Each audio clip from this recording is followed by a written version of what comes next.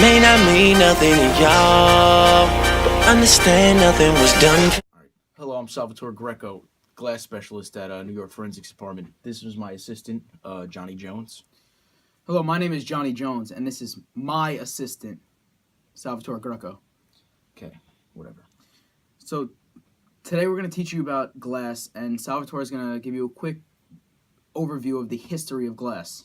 So, the production of glass dates back to 2500 BC when the Egyptians started bead making, but it was pretty difficult to make, so not many people could do it.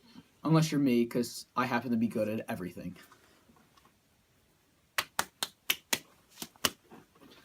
Okay, so as time went on, glass started to evolve, and once the Industrial Revolution came along, it was able to be produced in mass quantities. What is glass?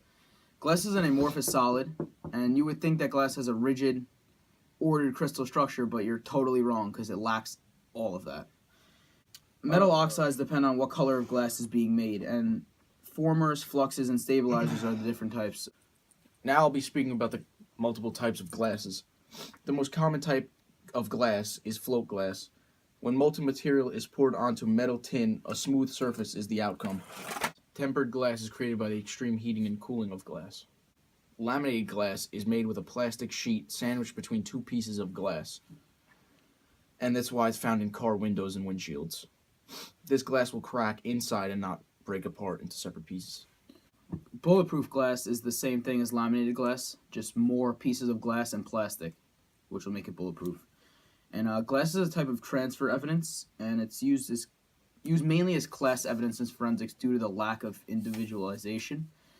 And the only way glass can be individualized is if you could piece all the pieces together like a puzzle. Other than that, it's mainly class evidence. Cross-section of fractures can determine the direction of impact. Always remember, the radial cracks form right angles on the reverse side of the force. Entry versus exit hole is pretty easy to understand. The exit hole is much larger than the entry hole on the glass.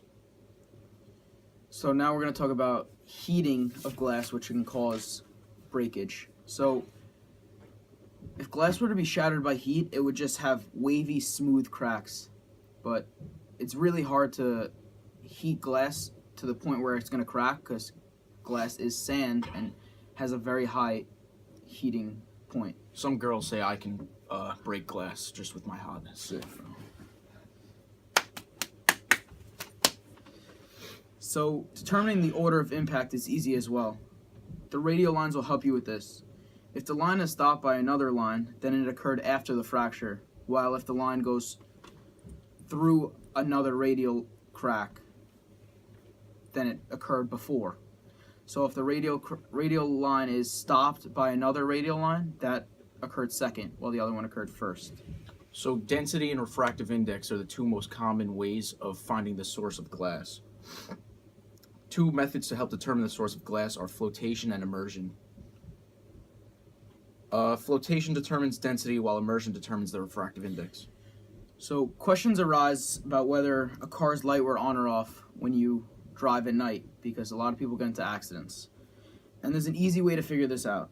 The argon-filled bulb contains a filament, and this little filament is key to determining whether the light was on or off. If the light was on and the bulb cracked, the filament would react with oxygen and crack, leaving a yellowish-white layer of tungsten oxide.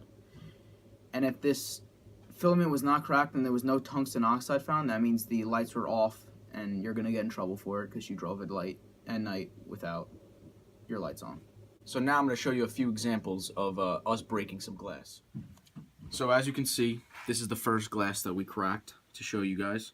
And this top left region of the glass is obviously where the impact was. And as it shows, the radial lines separate all from that corner. And we'll show you the clip after this.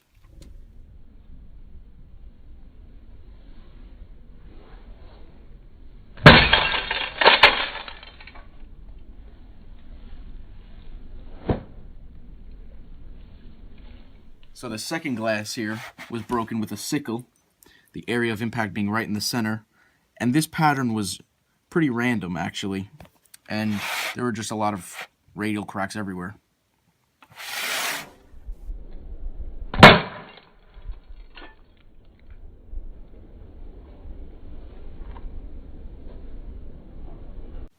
The third glass we cracked was actually with a mini sledgehammer that we dropped off about 7 feet up. And the area of impact was here. It was quite shattered over here, and the pieces fell out easily. So we don't have that part to show you today.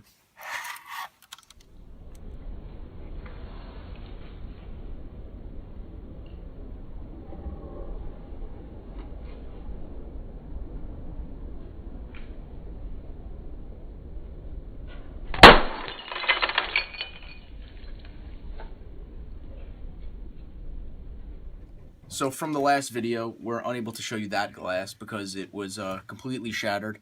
With Johnny Jones's magical swing, he obliterated the glass with a golf ball.